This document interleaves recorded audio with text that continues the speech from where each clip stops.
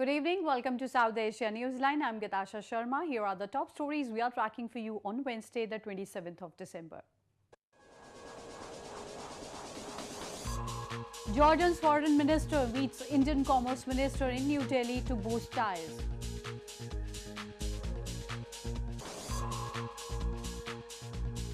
Afghan lawmakers call for end to Ghani-Noor rift.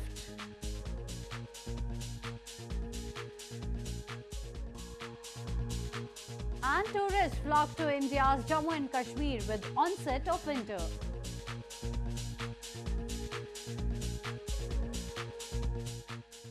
Now for all the details. Pakistani troops targeted forward posts along the frontier in India's northern Jammu and Kashmir province on Wednesday.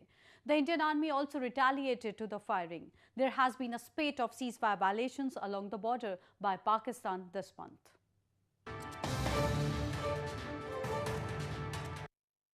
Pakistan on Wednesday once again resorted to ceasefire violation along the line of control or LOC in the Rajouri district of India's Jammu and Kashmir province. Pakistani troops reportedly resorted to mortar shelling and small arms fire on forward Indian positions in Nowshera sector of Rajouri district. The Indian troops also retaliated strongly to fighting from across the border. The ceasefire violation by Pakistan comes nearly 36 hours after the Indian Army killed 3 Pakistani soldiers in a cross-border strike on Monday evening in retaliation to the ceasefire violation by Pakistan on Saturday. The troops of arch rivals India and Pakistan intermittently exchanged fire at the LOC despite an agreement in 2003 that a ceasefire should be observed along the working boundary. Both New Delhi and Islamabad blame each other for resorting to unprovoked firings. Indian Prime Minister Narendra Modi on Wednesday attended the swearing-in ceremony of ruling Bharatiya Janata Party or BJP leader Jairam Thakur as the Chief Minister of Northern Himachal Pradesh province. The recently held Himachal Pradesh Assembly polls were seen as acid test for Prime Minister Modi as his ruling BJP sought to oust opposition Congress, which ruled the province for many years.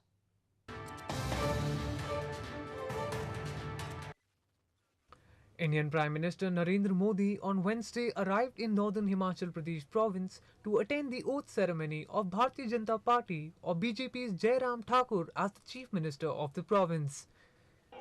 Thakur was sworn in as the new chief in presence of Prime Minister Modi, his party's President Amit Shah and other senior party leaders. Other than Thakur, BJP's 10 other victorious ministers took the oath. BJP in Himachal Pradesh ousted Congress party from power by winning 44 out of the 68 seats in the recently held assembly polls. Jairam Thakur became the 14th Chief Minister of Himachal Pradesh.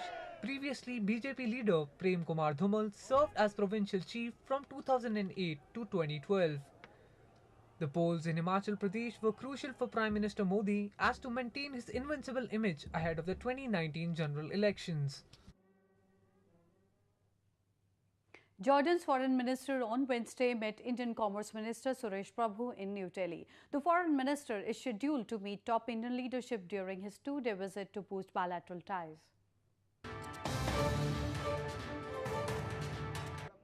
Jordan's Foreign Minister Ayman al-Safadi on Wednesday arrived in India for a two-day official visit.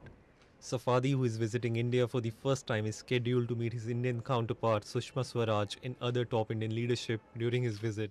On the first day of his visit, he called on India's Commerce Minister Suresh Prabhu in New Delhi to boost bilateral ties. The details of the meeting were not immediately known. India shares a close and friendly relationship with Jordan. Earlier this year, Jordan's Trade and Industry Minister had visited India for the 10th session of India-Jordan Joint Trade and Economic Committee. Moving on, anti-Pakistan protests were recently held across Gilgit-Baltistan and Pakistan-administered Kashmir over ill treatment of the region and its people. The protesters allege that Islamabad has over the years exploited the illegally occupied regions through its draconian laws and policies.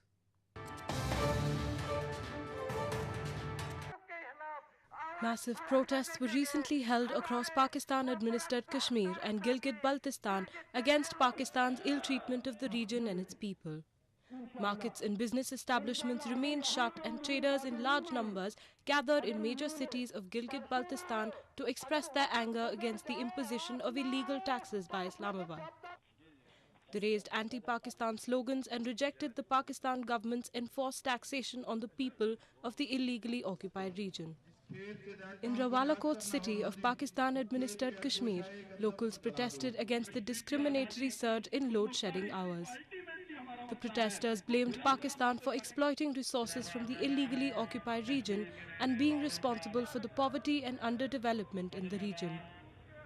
They blamed it as part of Islamabad's agenda to keep the region backward with its draconian laws and exploitative attitude. In news from Afghanistan, Afghan lawmakers on Tuesday called for an immediate end to rift between the government and Jamaat-e-Islami party. They said the rift, which has erupted after resignation of Atta Mohammad Noor as bulk governor, must be resolved immediately for bringing stability in the country.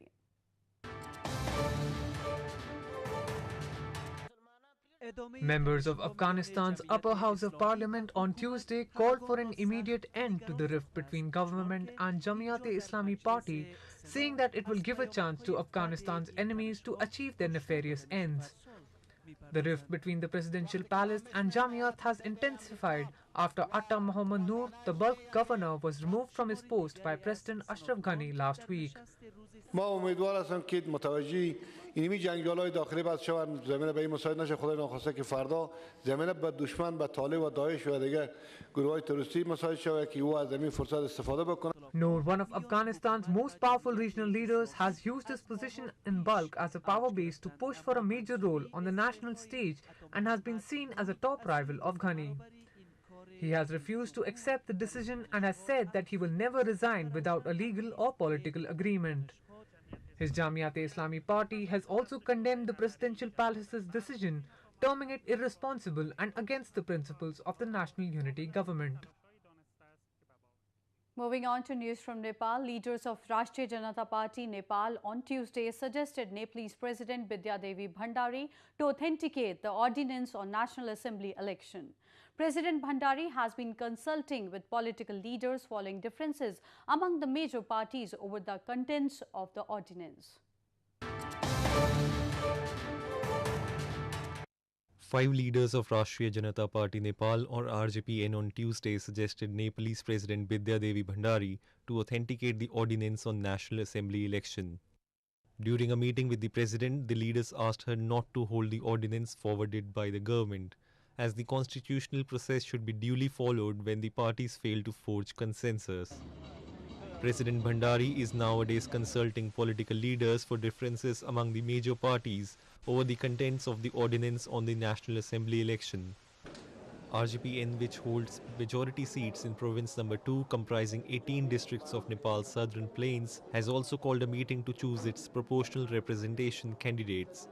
But the delay in ordinance is likely to halt the process of forming a new government in Nepal. Learning has no age. This has been proved by a man in eastern India. 98-year-old Rajkumar Vaish from India's eastern Patna city was recently awarded a postgraduate degree. Students and dignitaries expressed they were amazed by his determination and perseverance.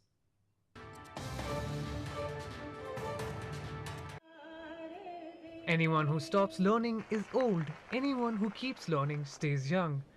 This quote sets right on 98-year-old Rajkumar Vaish, a resident of India's eastern Patna city who was recently awarded his master's degree.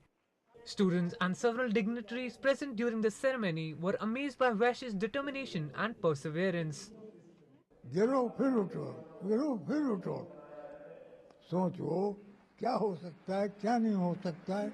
हम सोच सकते हैं तुम क्यों नहीं सोच सकते हो I am very proud of him और मुझको लगता है कि नई पीढ़ी के लिए एक मैसेज है कि there is no age for learning Vaish had previously also done his LLB in 1940 but reportedly could not complete his post-graduation because he got a job as a law officer in Christian mica industry.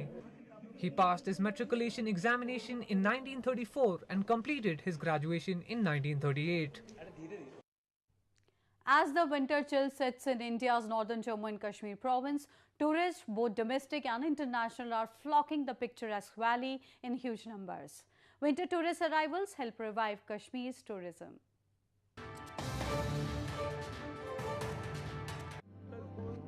Tourists are thronging Srinagar city of India's northern Jammu and Kashmir province to enjoy the cold weather and its beauty, as the valley remains a favorite winter holiday destination in the country. For nearly a century, hand-carved houseboats bobbing on a placid lake have drawn millions of visitors to the stunningly beautiful Himalayan region. Snowfall is a boon for northern provinces in high altitudes as the inflow of tourists increases during this period, which is a boost for the tourism industry.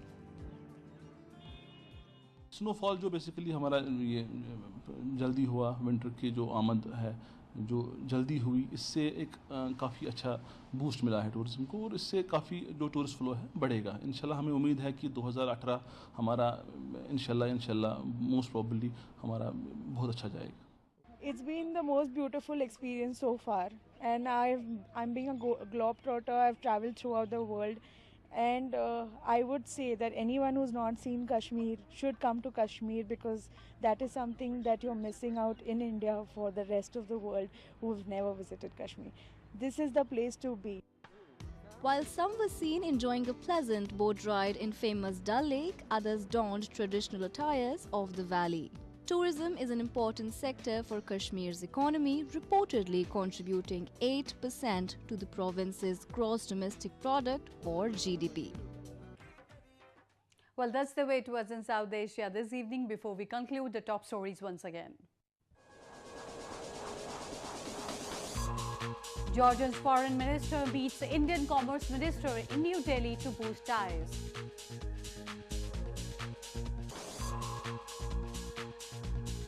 Afghan lawmakers call for end to Ghani-Noor rift.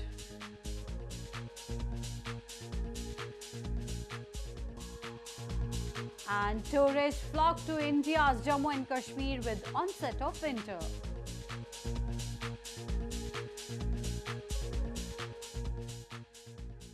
Now our viewers can watch the show on SouthAsiaNewsline.com. You can also visit us on Facebook.com/AsiaNewsline and follow us on Twitter @AsiaNewsline. That's all in tonight's edition. We'll see you same time tomorrow. Good night.